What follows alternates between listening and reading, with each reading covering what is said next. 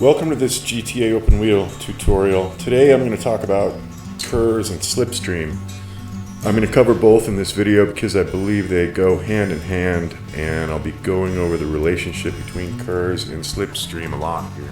A lot of tutorials I see claim to tell you everything you need to know about open wheel racing, and I have yet to see one that really does. So this is the first of a series of tutorials.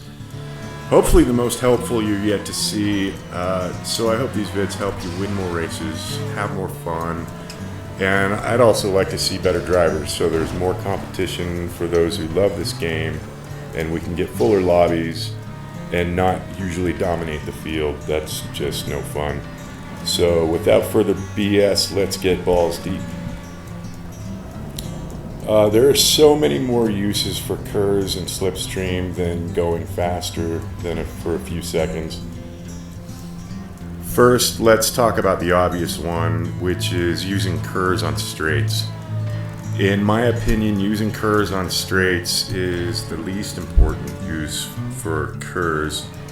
However, using in conjunction with Slipstream, it's debatably the most important, and is the most important to me personally, and I'll cover that in a bit. How you use KERS sometimes depends on the track you're racing. So a track like in due course, you don't have many opportunities to recharge your KERS because there's so many turns that can be taken all out. But on the flip side, a track like Brace for Impact, you want to use KERS in a different way because there are so many tight corners and you're constantly recharging your KERS. So just understand that tactically how you use KERS is a lot of times track dependent. Otherwise, all that can really be said that the thing that has already been said a million times is that KERS gives you a few seconds at about 30, maybe 50 miles per hour faster than top speed. I think Bruffy tested that, but something hasn't been said about when you use KERS on a straight is try to use KERS when you are at or near top speed. At least try to get up to third gear before you engage it. And the reason why is because when you're at top speed, your KERS isn't wasted on the time it takes to reach your top speed, and you get more time in the 180 mile per hour range, and the extra speed you get after your KERS bar is depleted lasts longer. You get the most of your KERS on a straight that way, in my observation. Personally, I haven't tested this, so I'm going on my own observation. As far as I know, no one else has tested it either. In some cases, KERS on a straight is important, one being the final lap toward the finish line. Having a good amount of KERS in reserve can make the difference between second and first place. So if you know you're close behind your opponent on the last lap, try to save some KERS to hopefully overtake before the finish line. Okay, that's about it for KERS on straights. Let's move on to the third best use of KERS, boosting out of corners. So you can and should be using KERS to regain top speed after coming out of a slow corner. The more time you spend at or above top speed, the better chance you have at winning. Some things to remember about using KERS out of corners are these. Make sure you straighten out before you engage KERS. You don't have to be totally straight, but the sooner you can use KERS out of a corner, the better. But you just have to learn by feel exiting the corner when it's safe to use KERS without spinning your tires and throwing out your back end.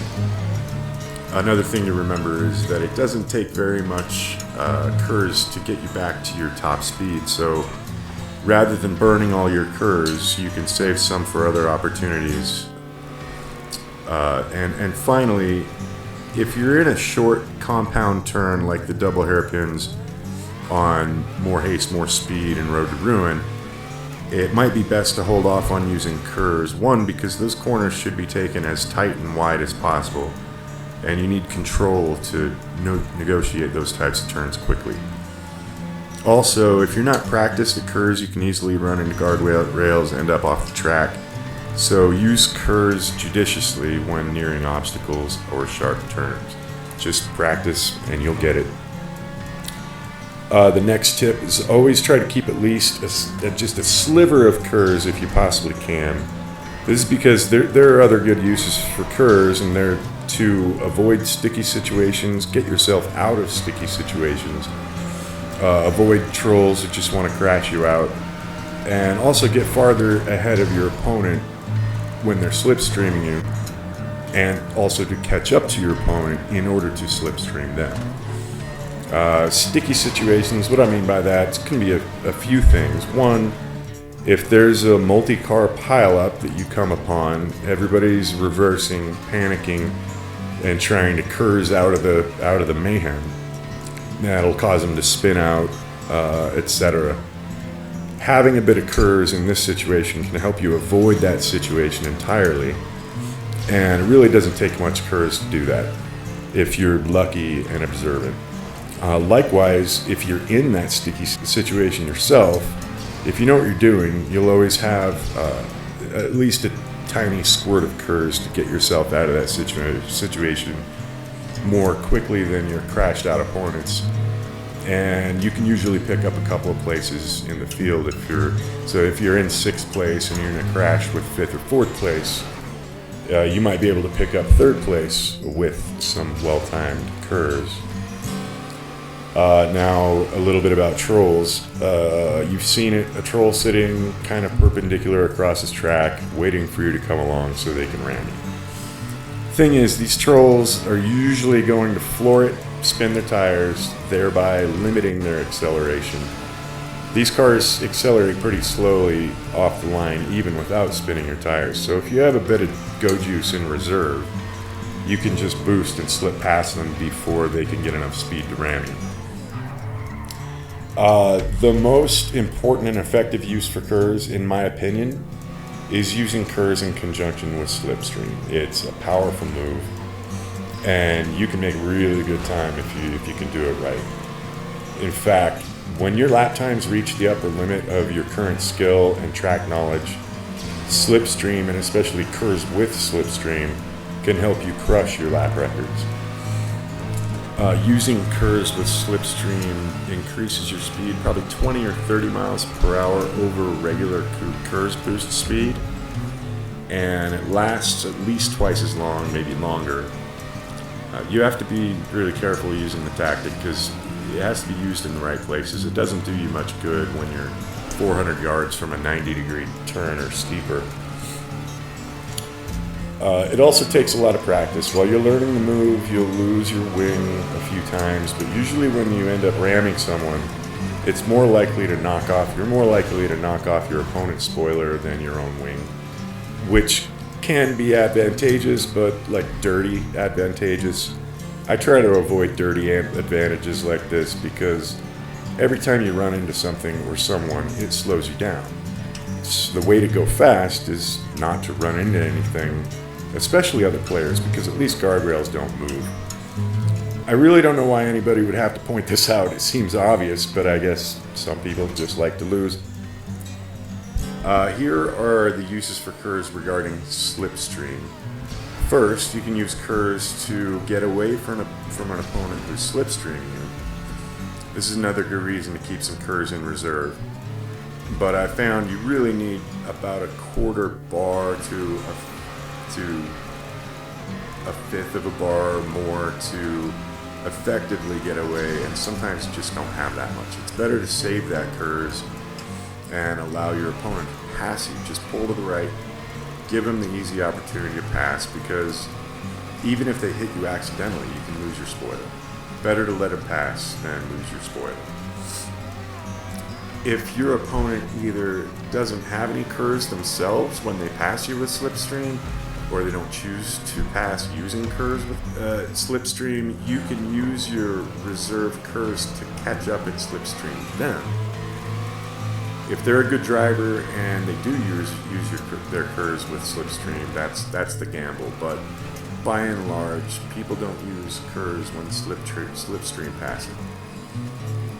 Keep in mind when you use your KERS to catch up and you catch their slipstream, you can stay in their slipstream for a few seconds. You can let off the accelerator and still match their speed, and that allows you to build up the KERS you need for the big overtake. Another very useful tactic using slipstream only involves the fact so many experienced drivers will freak out, start flailing about the track to prevent you from slipstreaming past them. And a lot of the time they'll get too excited, lose control, slam a guardrail, getting you a place ahead in the field for very little risk. And I say little risk because with the slipstream you'll be going a bit faster than your top speed, so you have to be careful coming into a turn slipstreaming someone. When you're being slipstreamed, try not to freak out and slam a guardrail yourself. The flip side to that is you might want to stay out of slipstreams coming up on a turn, because the turns that require you to decelerate or brake a lot, you really want to approach them at slower speed to have the control to follow a good line. It'll also save your tires if you are not coming into that corner too fast and have to brake hard. And if you're being slipstreamed coming up on a turn, try to take that turn as tight as you can, because often your opponent doesn't realize how fast they're really going, and they'll slam the outside rail. Or they'll compensate for your tight turn, trying to stay in your slipstream and slam the inside rail. Either way, you win that battle. At a minimum, they're going to be taking that turn wider than you just because of their speed, and taking the turn tight can prevent you from losing your spoil if they run into you. I don't see this happen as often, but sometimes they'll brake check you. In this case, I've found that hitting someone from behind when they brake check you works to your advantage more often than not, so I wouldn't worry about it much. I've found it rare that you lose your wing when somebody brake checks you. More often, they either spin out or lose their spoiler.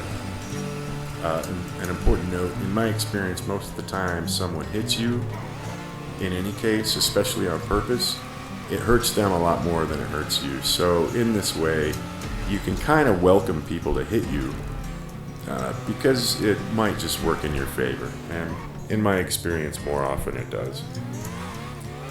Another great technique to learn is soft braking, which is essentially braking ever so slightly on turns that you could otherwise be taking all out. If you can get this move down, you can get through these corners without losing much speed, but significantly recharging your KERS. And the speed you lose recharging your KERS is just a little bit. It's very slight compared to the speed that you will gain from the KERS that you slowed down in order to recharge. This works best with stock brakes, and there's a good video I'll link to that goes over this in more depth. Slightly related to this technique, which not many people know about, is never, and I mean never, slam on your brakes quickly. You'll slow down a lot more quickly by gradually braking 90% of the way than slamming on your brakes. I usually only brake 50 to 80%. If you do like to brake 100%, then learn to brake gradually rather than slamming on your brakes. Quickly, but gradually. It saves your tires, slows you down much better, and I'll get into that more in another video. Lastly, a little bit about KERS, slipstreaming your tires. The obvious point is that you don't time your KERS right, you're going to spin your tires and deplete their durability, and possibly throw out your back end and spin out. Make sure you're straightened out enough coming out of the turn to avoid that. Keep in mind that in any case, as soon as your wheels start spinning, which you can tell by the sound, quickly release the accelerator and floor it again to stop the spin. After a while, you'll begin to know when your tires are going to spin and stop it before it even happens, and that's the best case. This will save your tires. You should be able to finish 10 laps of every track without pitting for tires. A long track like Lap It Up, you're going to be pushing it, but it can be done. if you're racing efficiently. Those are, I guess, my more advanced tips for using KERS and Slipstream. I haven't heard anybody talk about these before. And remember, these techniques take practice. My suggestion for practice is to get in a full, like a full, semi-full lobby, hopefully a semi-full lobby, maybe half a lobby. Don't worry about the win, don't worry about your race record, just follow someone who seems to be a bit faster than you or as fast as you, and practice either letting them crash out when you slipstream them or go for the slipstream KERS pass, one of the hardest techniques. Just a note on win rate, win record, it means nothing. Most of the good drivers' wins are due to the fact that so many players can't drive. So it's artificial. Always be skeptical when you see a huge win rate. You race with them first to determine if they've really earned it. Sometimes, they only race with inferior drivers and quit races they know they'll lose. Or they race solo, which I don't think should count on your record at all. As with this video and all these videos, I'll check the comments. If you have questions or you need clarification, I'll try to help out. If you think I missed something, have something to add, or just think I'm full of shit, which wouldn't be the first time, let me know and I'll update the vid, credit you with the correction. Additionally, if you want to troll the comments, that's a pretty fun game. Just try to keep it clean, keep your disparaging comments focused on me and not other commenters. And thanks for watching, hope this helps.